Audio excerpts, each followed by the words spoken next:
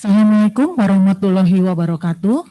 Selamat pagi saya ucapkan kepada yang tercinta residen, serta fellow, dan juga yang terhormat, senior dan teman sejawat Departemen Ilmu Kesehatan Mata FKUI RSCM. Pada pagi hari ini, saya akan berbagi tentang komplikasi retina akibat miopia. Saya perlu mengumumkan bahwa saya tidak memiliki financial disclosure atas brand apapun yang disebutkan dalam presentasi ini. Nah, kita semua tahu bahwa miopia merupakan gangguan mata umum. Prevalensinya hampir 23% pada penduduk dunia. Dan menurut WHO, miopia yang tidak terkoreksi merupakan salah satu penyebab utama visual impairment atau gangguan penglihatan. Nah, patologi miopia adalah satu subset atau bentuk dari miopia yang disebut juga dengan miopia tinggi atau high myopia atau miopia degeneratif yang untungnya prevalensi kecil yaitu 3% dari populasi. Namun miopia secara keseluruhan merupakan masalah karena pada tahun 2050 diperkirakan hampir 50% dari populasi dunia atau sekitar 4,7 miliar penduduk akan memiliki miopia dalam berbagai derajat. Dan lebih dari 900 juta penduduk akan memiliki high myopia atau sekitar hampir 10% dari populasi dunia. Dan prevalensinya akan lebih tinggi di wilayah Asia Timur seperti Jepang, Cina, Singapura, Taiwan ya, dan juga negara kita barangkali ya. Nah, miopia ini memiliki peningkatan resiko untuk adanya katarak, glaukoma, ablasio retina, myopic macular degeneration, dan subretinal neovascularization atau yang lebih dikenal dengan myopic CNV. Nah, patologic miopia atau kita sebut sering disebut juga dengan myopic degeneration, myopic macular degeneration, ataupun miopia degeneratif, ini adalah penyebab utama gangguan penglihatan pada populasi usia muda atau di bawah 50 tahun. Mungkin kita bisa lihat di sini ini adalah mata dengan patologic miopia di mana terjadi elongasi atau pemanjangan sumbu bola mata. Ini adalah foto postmortem. Nah, bagaimana cirinya patologic miopia? Yaitu status refraksi minus 6 dioptri atau lebih tinggi. Lalu axial length 26,5 mm atau lebih besar, dan adanya gangguan degeneratif pada sklera, koroid, dan juga retina. Nah, bagaimana patogenesis miopia ya, patologic miopia? Ya, sebenarnya tidak begitu jelas ya, namun dianggap sebagai interaksi antara faktor genetik, aging, dan juga faktor biomekanik. Nah, genetik memiliki insiden yang bervariasi di berbagai kelompok etnis, dan terdapat gen yang diasosiasikan dengan miopia yang terletak di human kromosom 1, 2, 12, dan 13. Dan terjadi replikasi dari lokus, ini gennya kita sebut dengan MYP ya, miopia. MYP 1, 3, 6, 11, 12, dan 14. Dan faktor aging ini disimpulkan dari penemuan berdasarkan adanya posterior stafiloma ya, yang lebih ditemukan pada miopia tinggi pada pasien berusia 40 tahun atau lebih. Dan faktor biomekanik yaitu adanya elongasi aksial yang eksesif dan juga terbentuknya posterior stafiloma ya, semua adalah faktor risk atau penyebab multifaktorial dari patologic miopia. Nah, ini adalah tulisan oleh Dr. Barbara Parolini, kawan saya, kebetulan saya mengenal beliau. Dia berteori bahwa terdapat beberapa forces atau gaya yang dikenakan pada retina pada mata dengan miopia patologik. Jadi kalau kita lihat di sini ada gaya sentripetal yang sifatnya protektif ya, yang garis putih ini ada di polus posterior. Dia berasal dari struktur intraretina dan dia menahan retinanya. Namun berbagai gaya itu justru menarik ke arah lain ya. Jadi dari vitreous akan menarik ke arah anterior, ini panah yang hitam ya, dia bisa menarik retina ke arah anterior, sedangkan panah abu-abu itu menarik retina ke arah lateral orbita. Berasal dari vitreous dan bisa yang di sini dia akan menarik dan meregang fovea. Sama ya, ini juga menarik dan meregang fovea. Dan terdapat pula forces yang mengarah ke posterior orbita, ya asalnya dari posterior sclera dan ini bisa menarik retina ke arah posterior. Nah, apa saja perubahan yang terjadi? Sebetulnya terjadi pada perubahan terutama terjadi pada vitreous, pada polus posterior dan juga pada perifer retina. Mana pada vitreous terjadi degenerasi vitreous. Jadi ini ditemukan pada 36% kasus mata myopia, menyebabkan keluhan floaters, dan terdapat hubungan yang erat antara onset, jadi makin cepat dengan meningginya derajat miopia. Dan juga sineresis terjadi lebih awal, lebih ekstensif, dan meningkat dengan peningkatan derajat miopia.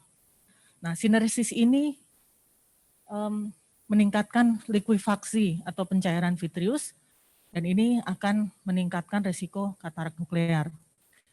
Dan pada miopia ini juga sedikit berbeda sineresis yang terjadi dibandingkan dengan proses aging normal.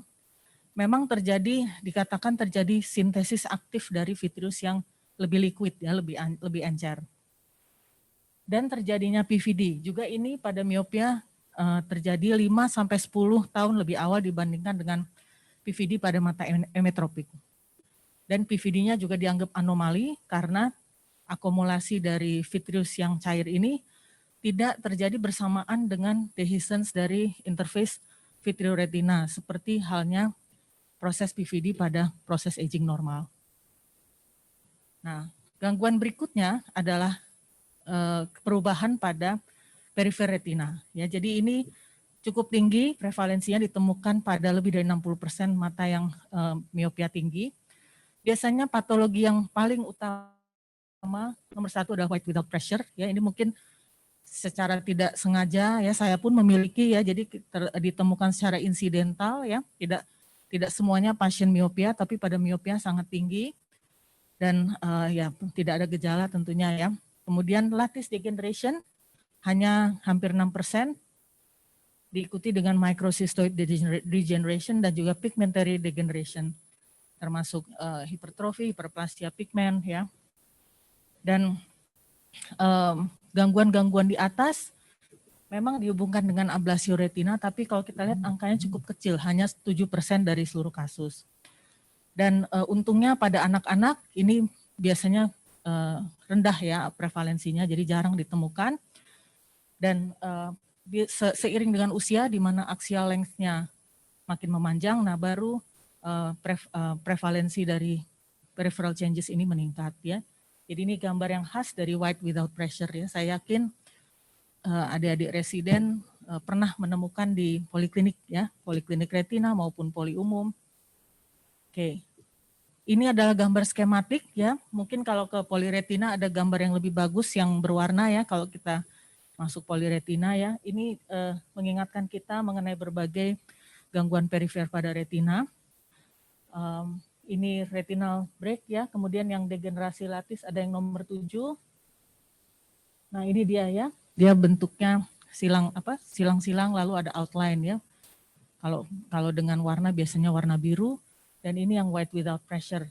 Jadi kedua patologi ini menurut Chen dan kawan-kawan berdasarkan penelitian mata miopik di Singapura didapatkan bahwa memang white without pressure dan lattice merupakan dua gangguan atau perubahan perifer utama ya pada kelompok miopia tinggi. Dan peningkatan axial length ini berhubungan dengan peningkatan risiko lattice degeneration dan juga adanya retinal atrophic hole. Namun tidak berhubungan dengan lesi perifer yang lain ya. Nah, saya ingin berbicara sedikit lebih banyak tentang lattice degeneration.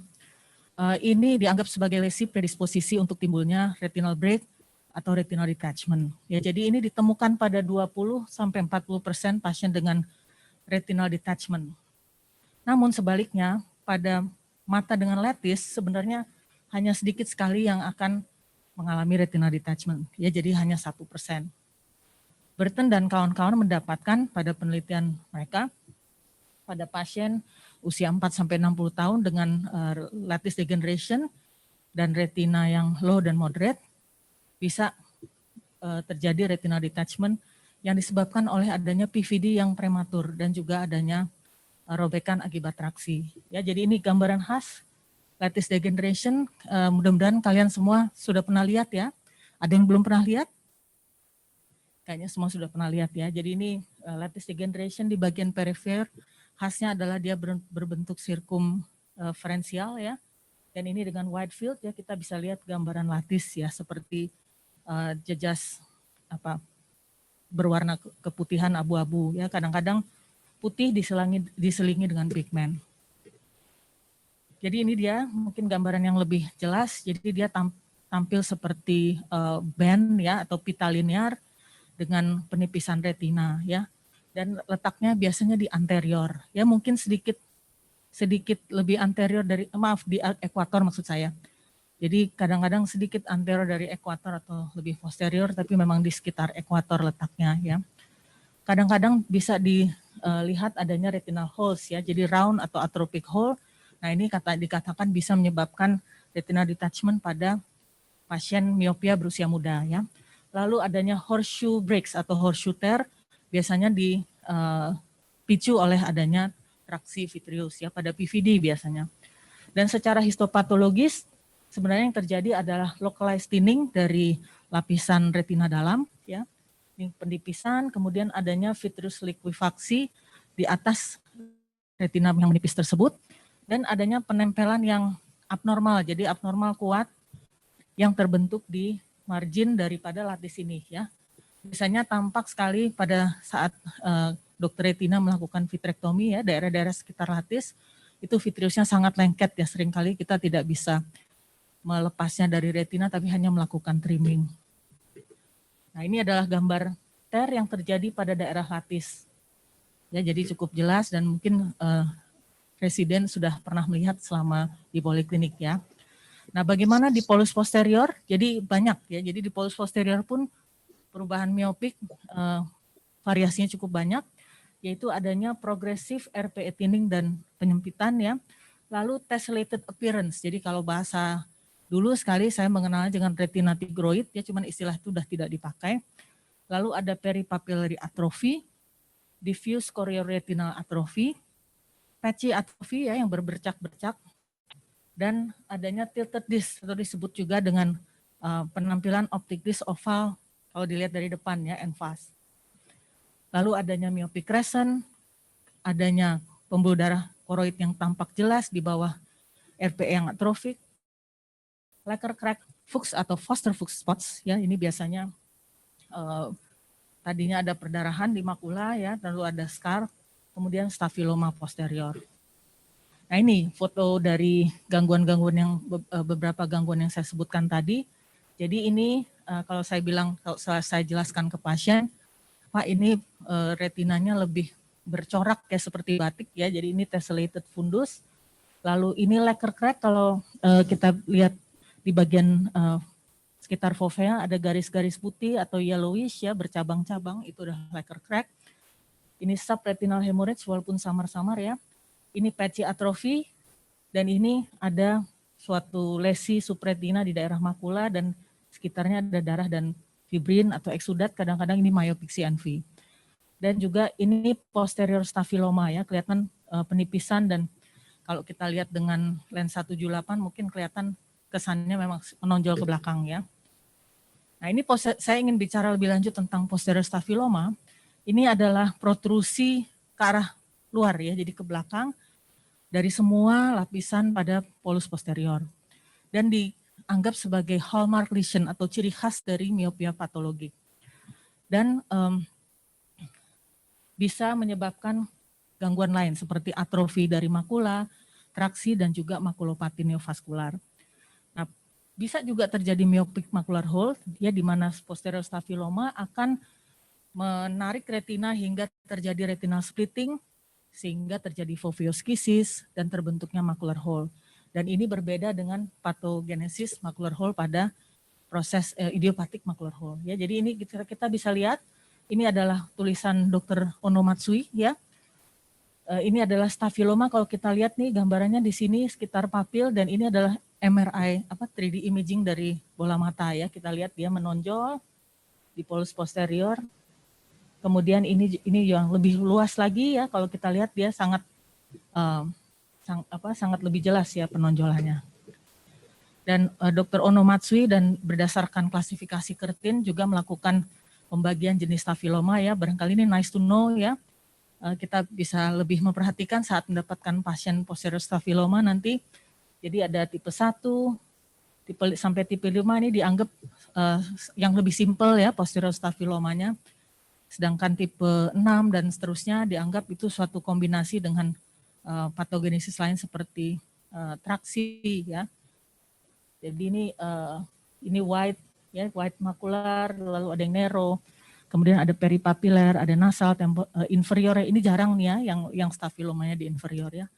Ya ini barangkali kita bagus kalau kita sudah tahu, jadi nanti lebih memperhatikan tampilan ini saat memeriksa pasien stafiloma.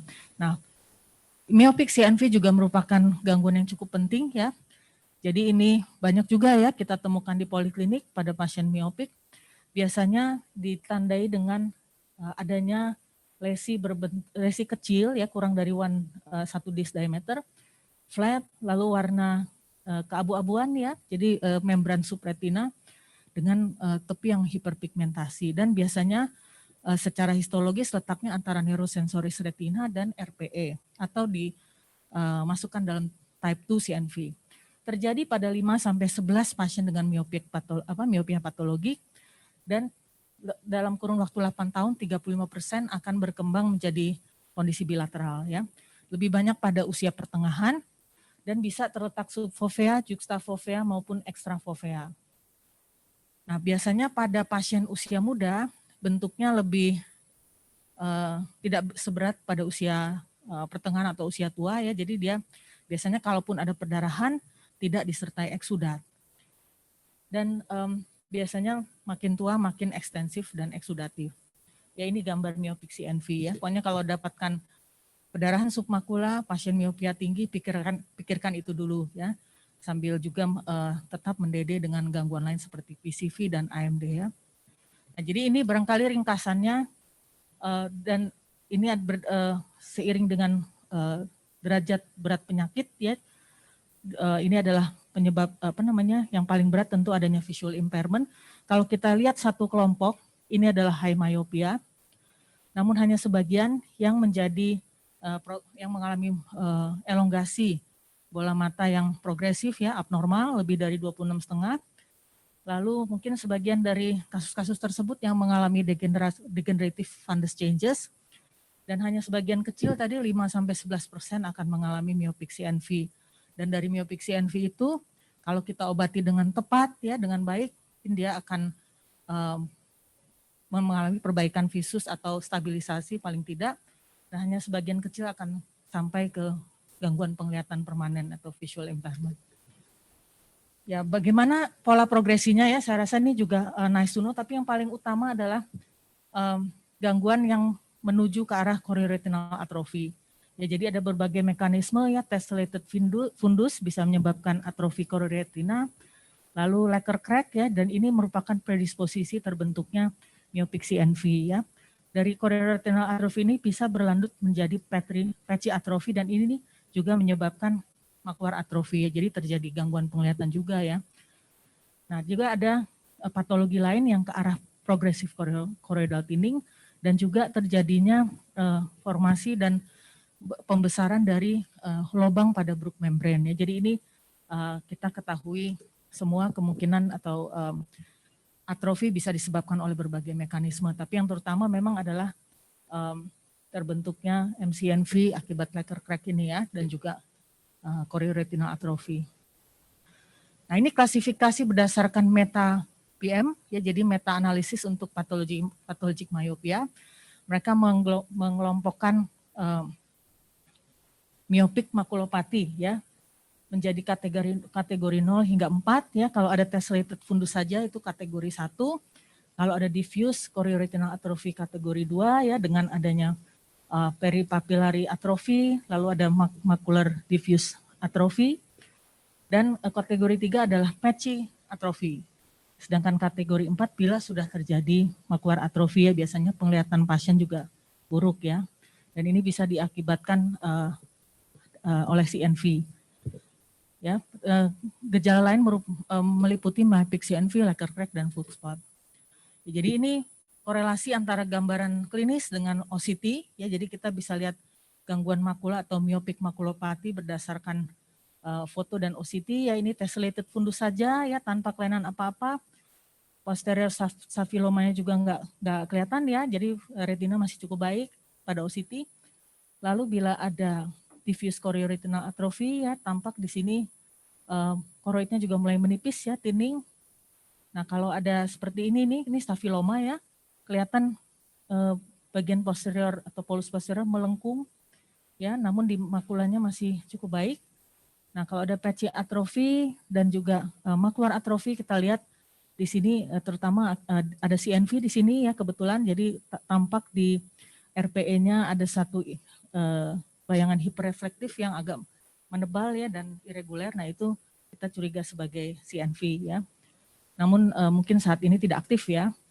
Dan ini bila terjadi patchy atrofi luas ya, kalau kita lihat ini juga kelihatannya apa nih, membran atau skisis barangkali ya, dan ada choroidal thinning juga. Dan ininya kalau kita lihat staphylomanya atau lengkungan di posteriornya sangat nyata ya. Nah ini nice to know juga, ini adalah klasifikasi myopic makulopati menurut Ruiz Medrano dan kawan-kawan. Mereka membagi berdasarkan komponen atrofik, tractional, dan neovaskular ya. Jadi semacam TNO lah gitu ya, tapi untuk myopic makulopati. Jadi bisa digolongkan seperti ini, misalnya hanya tessellated fundus, adanya CNV, tapi tanpa foveal skisis kita sebut A1, T0, N2A. Dan yang ini misalnya ada atrofi diffus, chorioretina, ada foveal hemorrhage, aktif CNV kita sebut dengan A2, TO, N2A ya. Ini belum kita pakai tentu dalam klinis, apalagi di Indonesia ya. Ini digunakan dalam penelitian. Nah, mengenai gangguan perifer, apa indikasi kita untuk melakukan treatment ya? Biasanya treatment diindikasikan pada retinal tear yang simptomatik, dipertimbangkan pada retinal tear yang asimptomatik ya, misalnya pada pasien-pasien dengan miopia, afakia sebelum operasi katarak, fellow eye pada mata yang ablasio ya, lalu predisposisi herediter. Dan pada degenerasi chorioretina dengan perjalanan penyakit yang dianggap malignan atau yang kelihatannya progresif ya, seperti adanya lattice, nail track, snowflake, dan vitreoretinal traction. Dan adanya progresif retinoskisis juga merupakan salah satu indikasi laser. Ya ini barangkali saya tidak bacakan semua ya, jadi ini adalah opsi manajemen pada degenerasi retina perifer. Ya jadi ini kalau tentu ada horseshoe tear, kita harus mengobati secepat mungkin. Namun sebaliknya pada operculated tear atau atrophic hole biasanya jarang direkomendasikan ya. Lattice tanpa hole kita biasanya tidak mengobati kecuali adanya robekan retina. Mengenai lattice degeneration dengan hole juga biasanya kalau itu hole atropik tidak memerlukan terapi. Dan pada dialisis atau mata dengan atrophic hole, lattice ataupun tear, tapi fellow eye-nya mengalami RD, itu juga belum ada konsensus mengenai terapinya ya, dan belum ada guidance-nya. Nah ini adalah contoh terapi laser pada perubahan retina perifer. Jadi ini horseshoe tear ya, ini kalau ini sudah pasti ya harus dilakukan laser. Kita lihat bahwa ini U-tear ya, mungkin di sekitarnya sudah ada subretinal fluid yang kita sebut sebagai subclinical retinal detachment ya kadang-kadang. Kemudian di bagian yang paling proksimal dari tear ini kita lakukan laser clearing ya, biasanya minimal 3-5 baris ya. Dan ini adalah laser prophylaxis untuk lattice degeneration ya, kita melakukan laser clearing. Nah, ini yang perlu ditekankan ke pasien bahwa sekalipun melakukan laser, itu belum tentu menghilangkan chance-nya untuk mengalami timbulnya robekan baru ataupun adanya retinal detachment maupun pembentukan IRM. Karena ternyata walaupun dilakukan full treatment pada lesi perifer retina, masih terjadi ya, walaupun prevalensinya kecil ya. Jadi break masih bisa terjadi pada 2,7% sampai 14% kasus. Sedangkan retinal detachment hampir 9% kasus masih bisa mengalami detachment. Dan demikian juga dengan IRM tapi rendah prevalensinya ya. Nah, menurut Fogg dan kawan-kawan juga demikian ya, masih mungkin terjadi break dan tear walaupun sudah dilakukan laser, namun kita bisa menurunkan angkanya ya. Jadi kalau mendapat full treatment hanya sedikit ya, jadi hanya menurunkan kasusnya dari 5,9 ke 1,8 ya yang mengalami detachment. Sedangkan new tear juga demikian, kita bisa menurunkan dari 12,6 sampai 4,9 ya.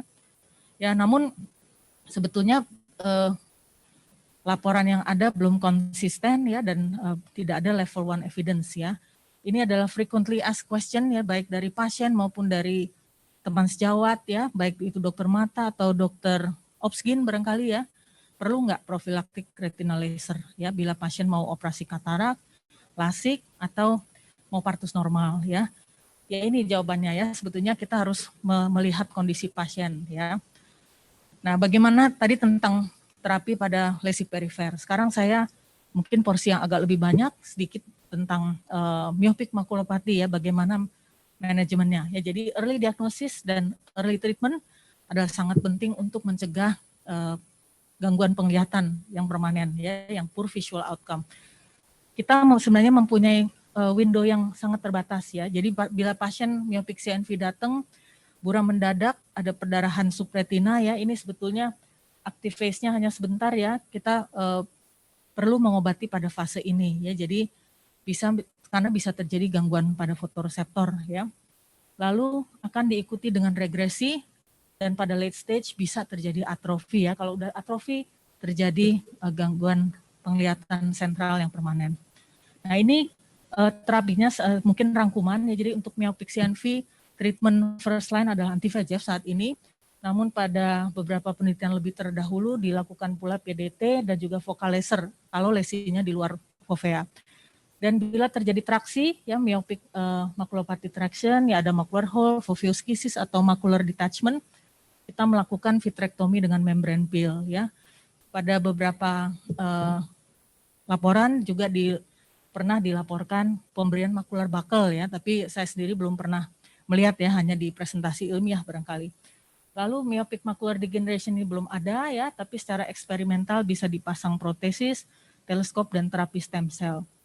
Myopic glaucomatous optic neuropathy ini juga terapinya hanya kontrol IOP, dan stafiloma ini belum ada terapinya, tapi memang dicoba mengenhance sklera ya dengan cross-linking, dan macular buckle ya ini masih eksperimental.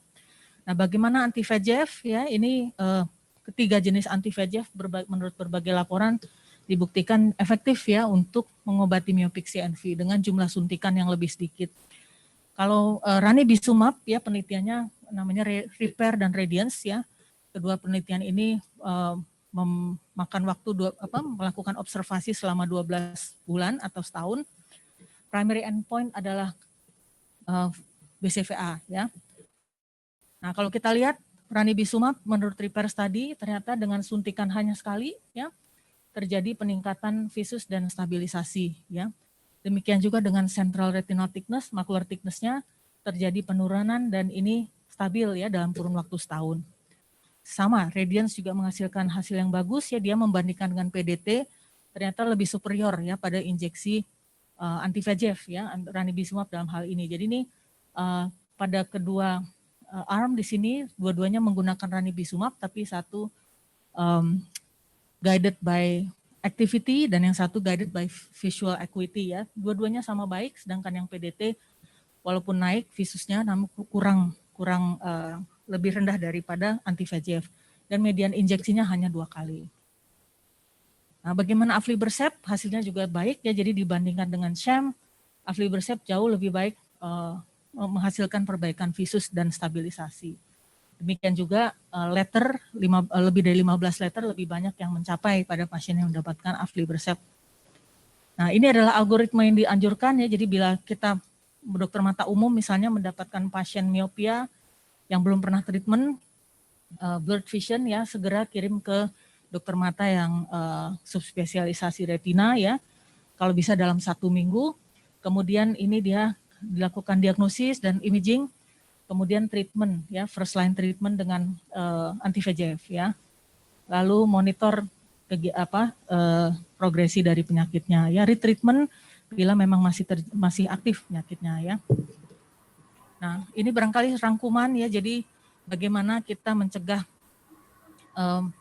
gangguan penglihatan akibat miopia patologik ya. Jadi ada namanya primary management ya, jadi biasanya ini pada anak-anak ya kurang dari 10 tahun kita mengenali anak ini misalnya kita temukan miopia, kita bisa memodify environmental factor, misalnya mengurangi kegiatan lihat dekat, kemudian lebih banyak kegiatan outdoor ya, kena sinar matahari lebih banyak ya, karena ada teori bahwa ada light dopamine reaction ya, jadi kalau kita lebih banyak di luar, reseptor dopamin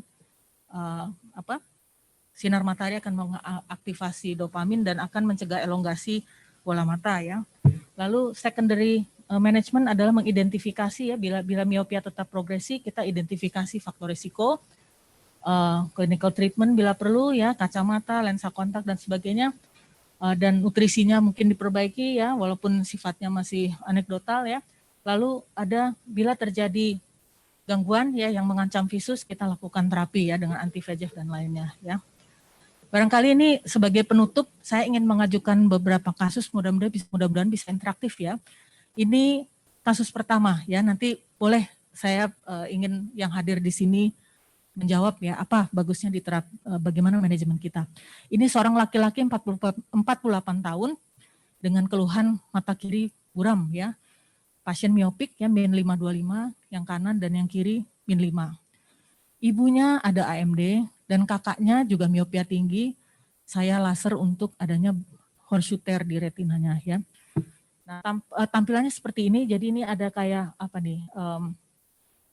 Satu lesi yang berwarna putih ya, lalu sekitarnya ini sangat semu, cuman ada perdarahan sedikit ya. Lalu gambaran OCT seperti ini. Mungkin ada yang apa nih diagnosisnya? Jadi pada OCT tampak lesi ya di RPE sini ya, di antara neurosensoris dan RPE, lesi padat, hiperreflektif, dan ada subretinal fluid ya. Apa diagnosisnya? Boleh volunteer? Yang di retina siapa? Hans? Apa Hans? Diagnosisnya pada pasien ini? Myopic CNV ya, oke. Ya boleh sekali lagi biar temennya dengar yang lengkap diagnosisnya.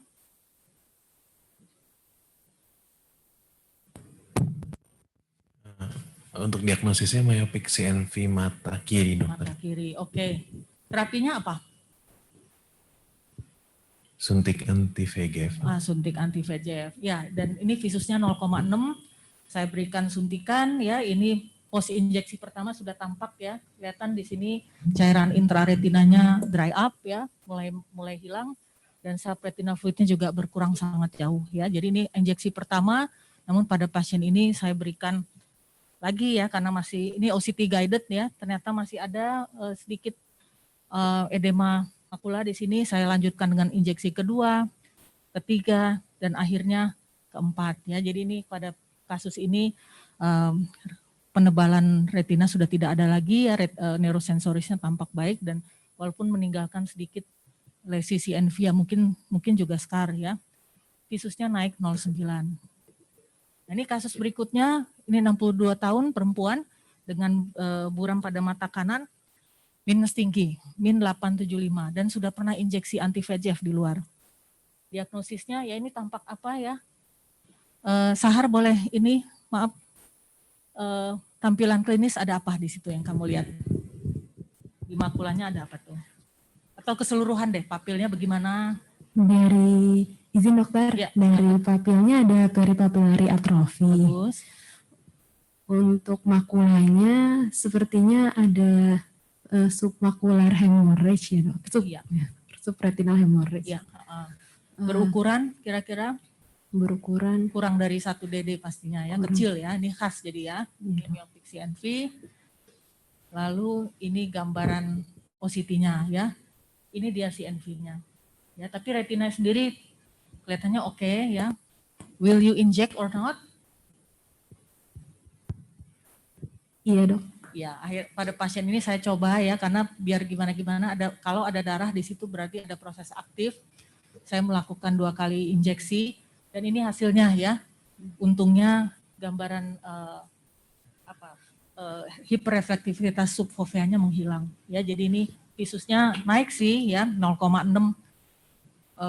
Pasien udah cukup happy ya, walaupun nggak bisa 6/6. Mungkin visus baseline-nya juga nggak jauh dari itu ya, karena adanya miopia tinggi, mungkin lazy eye atau bagaimana ya. Nah ini kasus ketiga, ini beda, kita bergerak ke perifer. Ada laki-laki umur 42 tahun dengan keluhan mata floaters, pada mata kanan floaters sejak 1 minggu sebelum ke rumah sakit ya. Mata kanan -5, mata kiri -3. Lalu siapa ya? Lihat deh, Nia kan udah lewat retina. Apa yang kamu lihat pada foto fundus?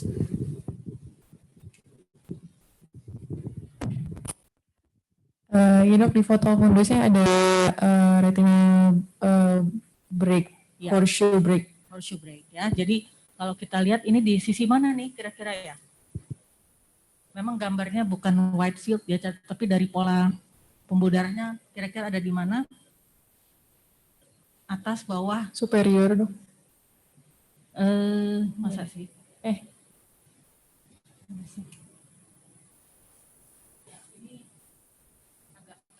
Agak khas memang. Ini letaknya di bawah ya.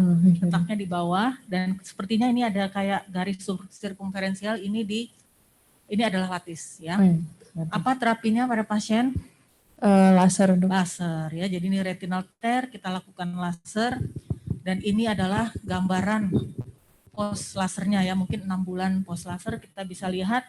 Oh ya, saya lupa bilang di sini biasanya pada saat break retinanya seringkali ada pembuluh darah yang ikut robek. Jadi ada perdarahan vitreous di sini ya. Oke, jadi ada kekeruan vitreous itu yang menyebabkan floaters. Kemudian ini dia nih. Jadi ada retinal break, sudah di laser dan ini skarnya ya. Skarnya bagus mendemarkasi atau membarrage dari retinal tear tersebut ya. Jadi posisinya di bawah. Nah, ini kasus terakhir barangkali seorang perempuan umur 32 tahun, ini cukup muda. High myopia. Nah, ini termasuk miopia apa nih? -18 sama -20?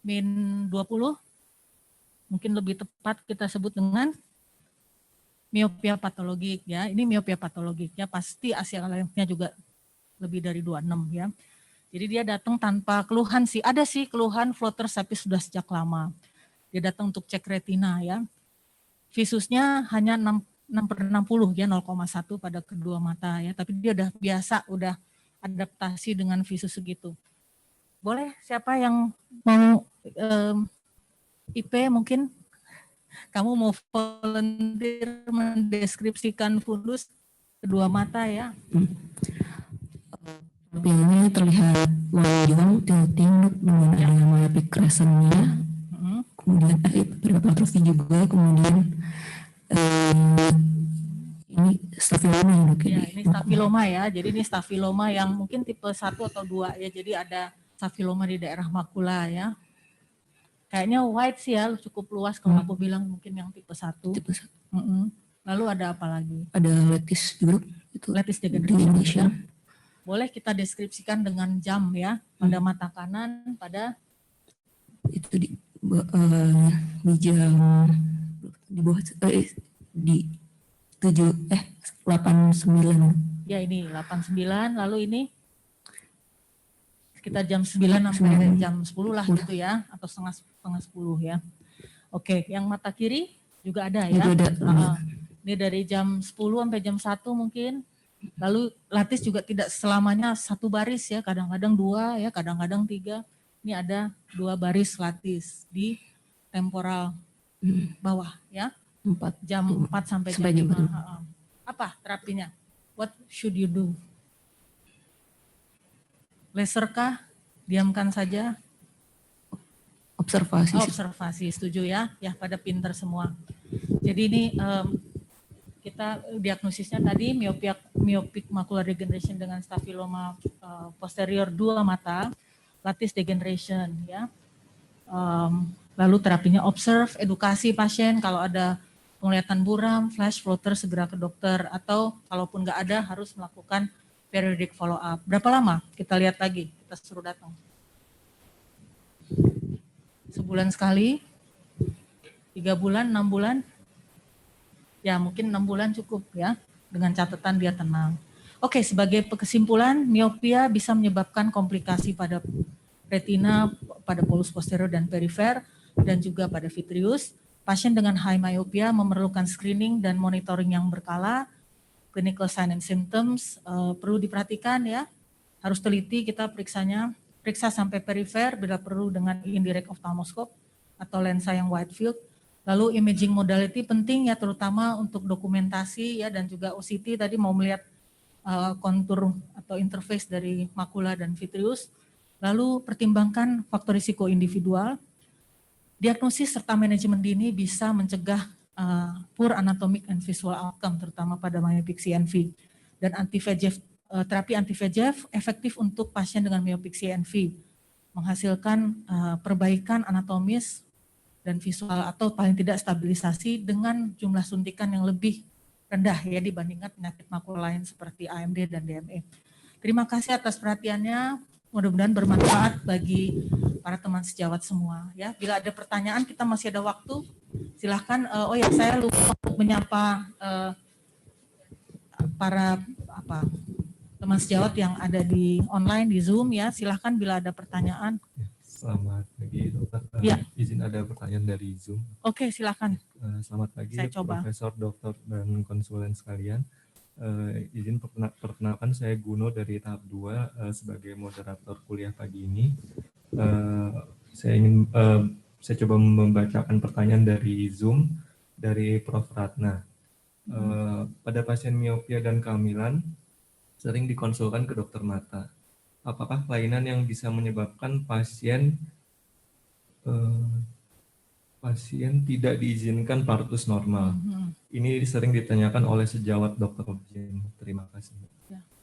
Saya jawab langsung. Terima kasih Prof. Ratna atas pertanyaannya. Ini juga kelihatannya belum ada persepsi yang sama ya antara dokter objin dan dokter mata. Di antara dokter mata pun juga bervariasi ya. Jadi memang bukti-bukti ilmiah masih inkonsisten ya dari publish artikel juga ada belum ada evidence level 1 ya, evidence base-nya ya. Jadi masih penelitian-penelitian retrospektif ya. Dan hasilnya juga inkonsisten ya. Ada yang berpendapat bahwa terapi laser profilaksis itu bermanfaat ya. Ada yang bilang sebetulnya tidak berhubungan ya, tapi memang kita mesti lihat individual ya. Kalau apa yang saya jalankan dalam praktek, bila ibu hamil itu hanya semata-mata mengalami miopia tanpa kelainan retina ya, misalnya hanya tessellated fundus mungkin, myopic crescent, tidak ada sama sekali ya kontraindikasi untuk partus normal. Bila pasien itu ada lattice ya, tapi tanpa resiko tambahan lain, misalnya tidak ada atropic hole di situ ya, keluhan tidak ada ya, asimptomatik, itu pun juga aman ya, kita perkirakan dia bisa partus tanpa masalah ya. Namun bila pasien ini ibu hamil ya ada lattice, lalu ada riwayat mata sebelahnya ablasio retina, atau ada riwayat keluarga yang cukup kuat, misalnya ternyata abangnya, ibunya ya, atau hingga sampai first second degree mungkin omnya, tantenya ya, itu mengalami ablasio retina, mungkin kita bisa pertimbangkan untuk terapi profilaktik dulu, tapi itu pun juga bukan kontraindikasi mutlak ya.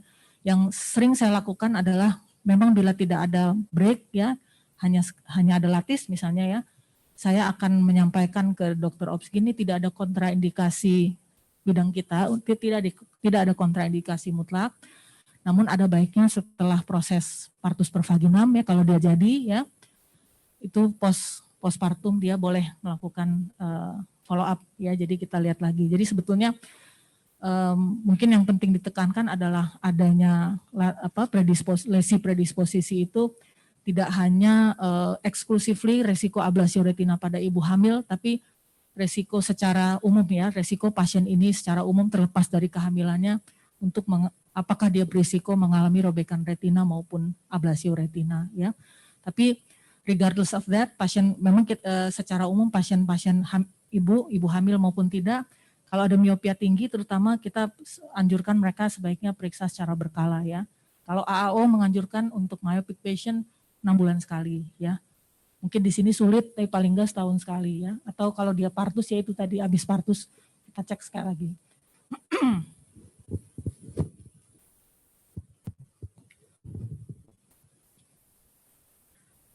Prof, begitu jawaban dari Dokter Gita, apakah ada yang ingin ditanyakan lebih lanjut, Prof?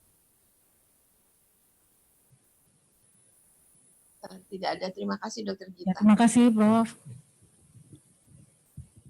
Ada pertanyaan lagi mungkin? Oh, Dokter Gladys mau tanya.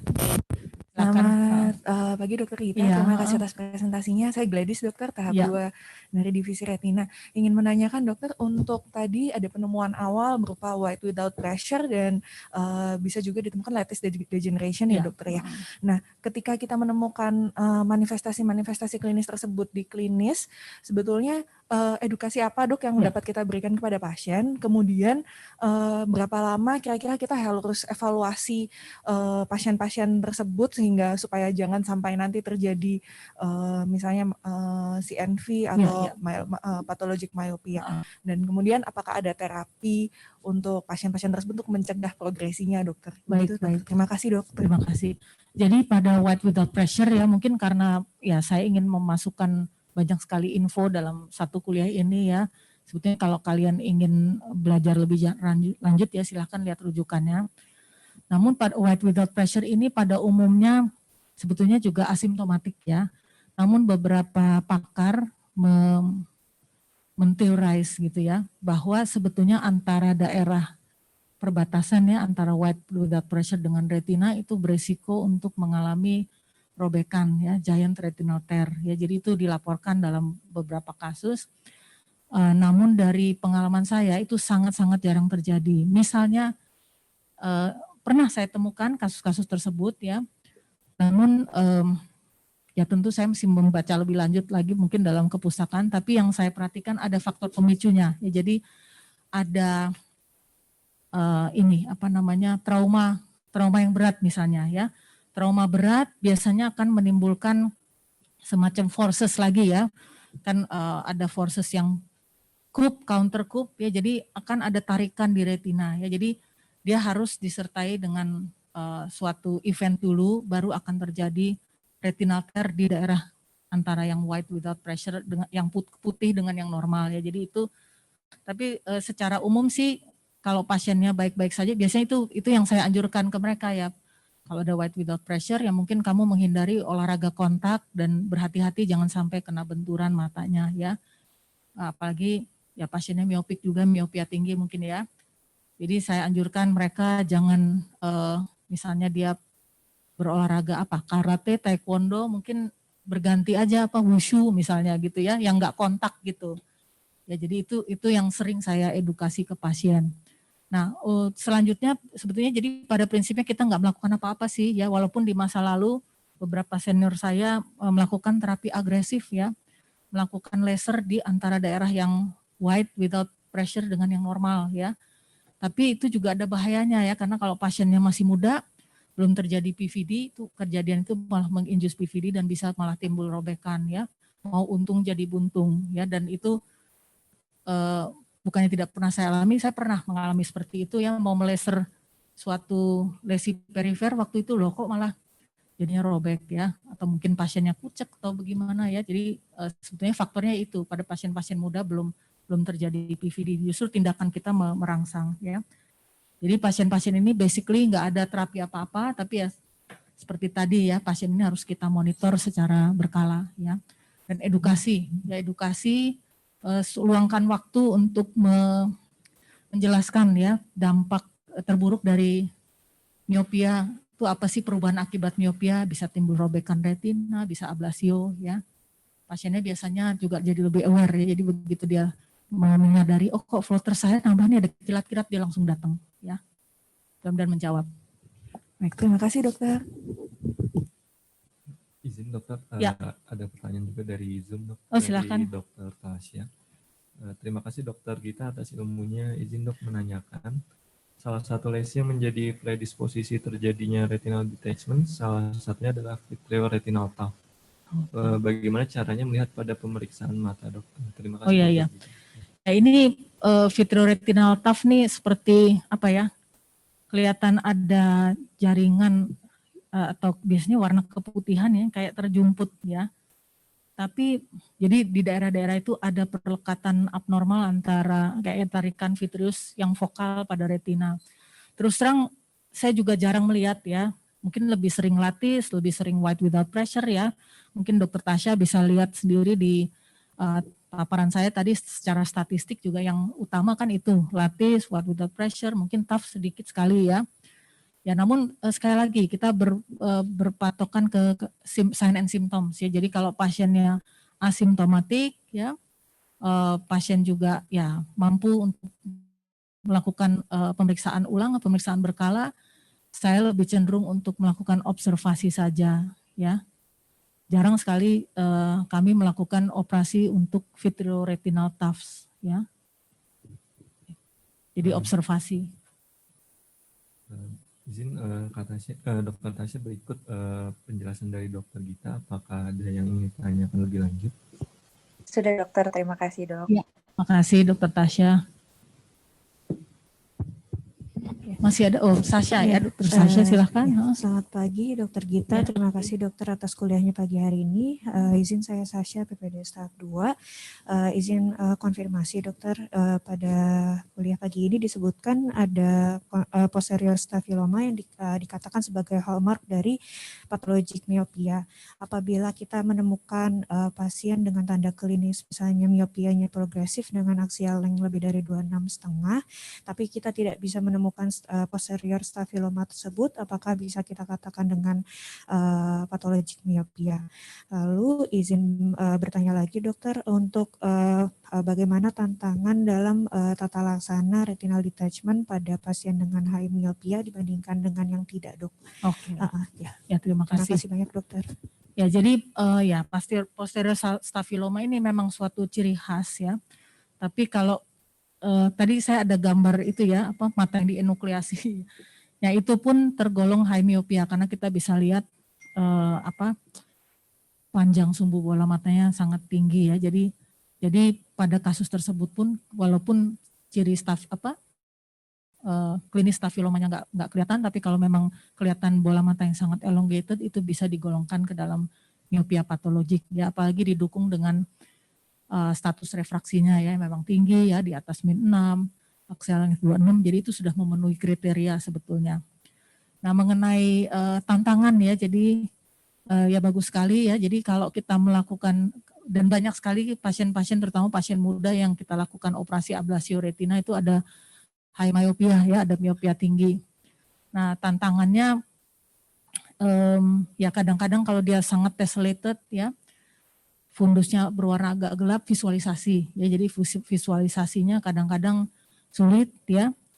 Kemudian kalau lesi perifer biasanya tidak sulit ya, tidak sulit untuk menemukan ya. Mungkin kalau lesi perifer sekali ya, misalnya kita break yang kecil ataupun atropic hole kecil, itulah pentingnya saat vitrektomi kita melakukan internal searching ya, kalau perlu dengan melakukan indentasi ya. Jadi kita lihat, kita bisa membuat lesi perifersi itu lebih jelas ya. Jadi kita agak dorong, kita deketin, jadi kelihatan tuh segala break, small tears, mungkin small holes ya. Itu dengan mudah, maksudnya relatif lebih mudah kita identifikasi. Tapi yang sulit adalah bila terjadi patologi pada polus posterior ya, terutama pada macular hole atau adanya foveal schisis, lalu ada epiretinal membran mungkin ya, terutama pada pasien dengan posterior stafiloma ya, pada miopia tinggi. Nah itu visualisasi sulit ya, retinanya juga tipis, koroidnya juga tipis ya, sehingga kesulitan kita untuk melakukan manuver-manuver seperti ILM peeling ya dan sebagainya ya. Jadi itu tantangan terbesar barangkali ya di daerah makulanya. Tantangan lain ini berkaitan dengan logistik barangkali karena mata-mata ini besar ya. Kalau kita pakai silikon oil biasanya lebih banyak yang harus dimasukkan ya, lebih boros ya. Jadi itu yang barangkali dokter operator retina alami ya, terutama di Ciptos ini udah disediakan sekian, oh masih kurang ya. Jadi terpaksa masuklah 7 ml, 8 ml silikon oil ya. Mungkin yang residennya udah masuk retina juga pernah melihat ya. Ya, jadi kira-kira seperti itu. Dan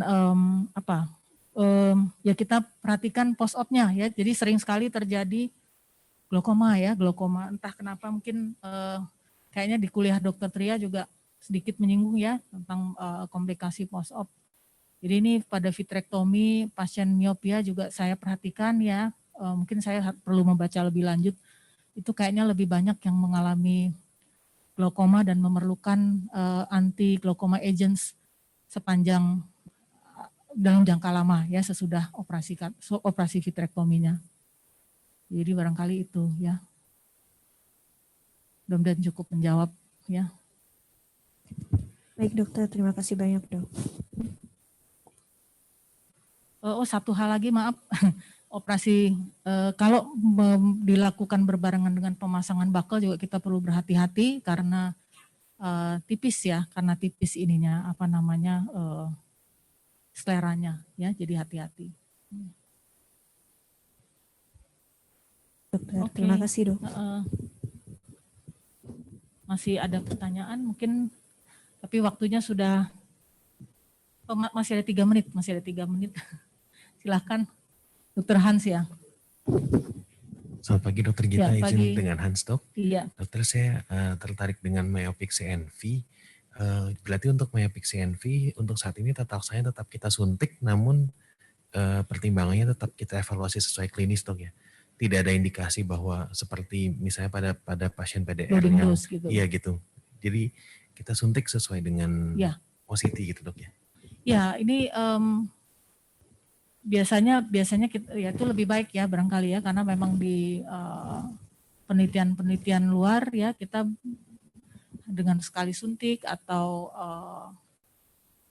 tadi mirror study dengan aflibercept hanya 2 suntikan ya. Jadi biasanya memang selama kita memungkinkan ya dan kita mempunyai alat diagnostik, mungkin alangkah baiknya melihat pemeriksaan klinis dan OCT ya. Jadi imaging juga sangat penting. Kadang-kadang klinis oke ya, pasien darah juga nggak kelihatan, tapi pada OCT masih terlihat adanya edema ya, masih ada cairan intraretina mungkin yang subtle atau adanya subretinal fluid yang subtle. Nah itu kita perlu melakukan injeksi lagi ya. Jadi mungkin itu yang saya lakukan si OCT guided ya. Oke, benar menjawab ya. Ya, terima kasih dokter.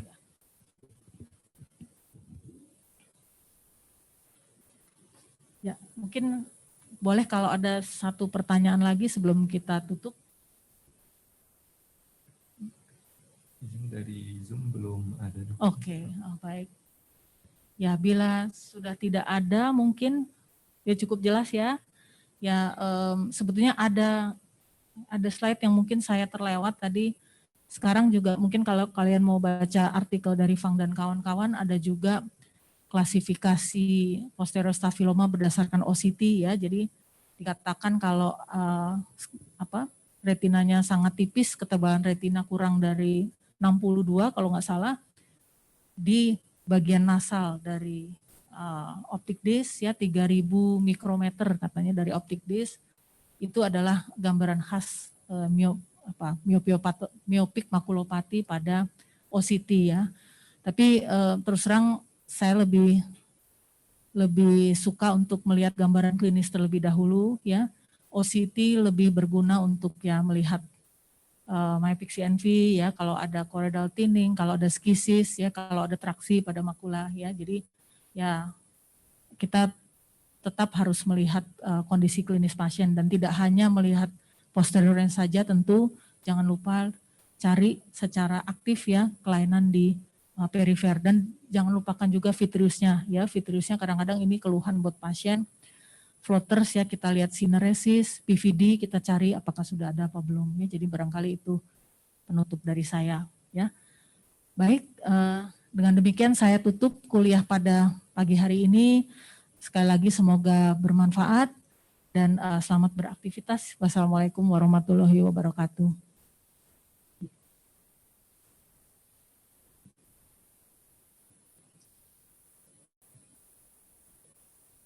Ini cabut aja ya. Izin dokter, di Zoom apakah ada pengumuman? Oh iya, udah ya, saya kan udah kalau pengumuman kan bukan dari saya. Baik, terima kasih. Saya selaku moderator, kita tutup kuliah pagi ini. Wassalamualaikum warahmatullahi wabarakatuh.